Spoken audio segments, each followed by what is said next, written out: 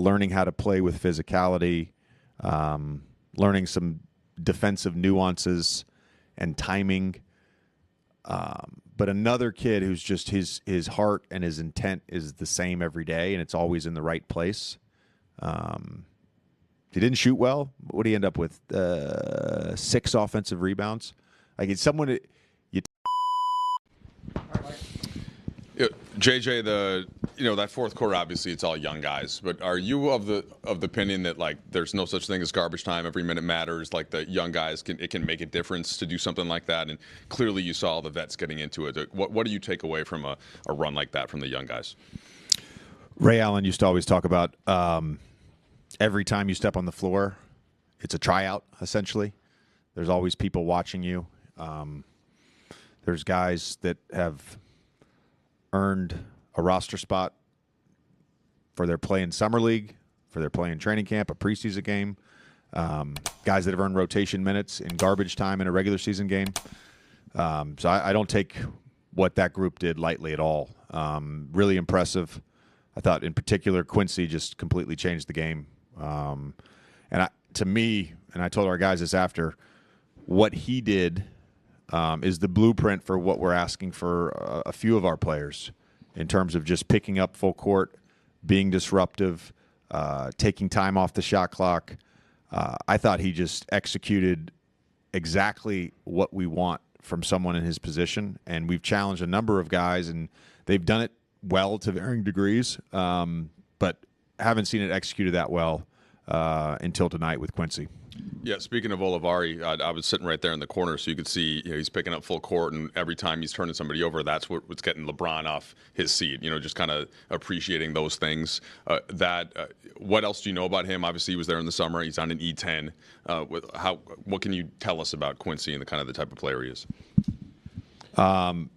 So he's got a background running cross country, so he's in unbelievable shape at all times. When we did all of our conditioning in September, he won nearly every run. For August and September, when we had our light days and we did our shooting drills, he, I think, has the highest score in nearly every shooting drill we have. He takes the game very seriously. He's a player who, I talk about care factor. Like, he's a player who has a care factor for doing it the right way and wanting to execute whatever vision you give him. I'm excited that he's in our program. I really am. We look at him as a coaching staff in very high regard. Other takeaways, maybe you can go back to the first half and when that starting group was out there, minus Austin. And did you feel like you got some of the things done that you had listed pregame that were focuses? Yeah, we didn't necessarily game plan, but we gave them 3 things pregame that we truthfully haven't had a ton of time to work on. One was our pick and roll coverage with Dame, which conceptually we haven't practiced once. And I thought Max Christie and our bigs did a really good job. We gave them some veer to pop against their popping bigs. We executed it a little bit. Not great, but a little bit. We've had about 5 minutes in practice. That's all the time we've had so far to practice that. And then, our loads in transition to Giannis, which we showed him on tape. That's what we had time for. So would have been nice to have a practice day yesterday, but them's the breaks. So that wasn't great. Our transition defense in the first half was not great. Overall, I thought the group that played the first half did a nice job. JJ, back to Quincy. It seemed like, we haven't spoken to him, but just seeing how other people have reacted to him, it seems like there's like a magnetism a little bit with him. What have you seen from like the way people have reacted to him, and what was it like being on the bench, seeing your regulars?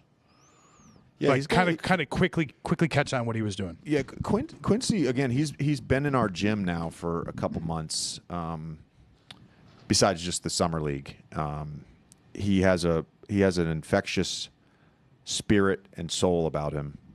It's not that he's some super talkative, boisterous guy, but he just carries himself well. He carries himself with intent. His work ethic is really high. And I think people respond to that. And when you have someone who cares, who's a good teammate, who does all the right things, and then he comes in a game and is picking up full court with a bloody mouth and changing the entire dynamic for us as a team, it's easy to respond to that as a teammate and as a coaching staff. And I thought he lit a fire for us.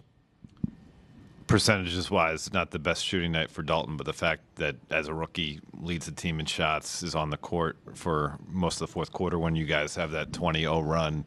What can you say about his NBA preparedness, readiness at this stage of where he is as a rookie? Yeah, he's ready to play in the NBA. He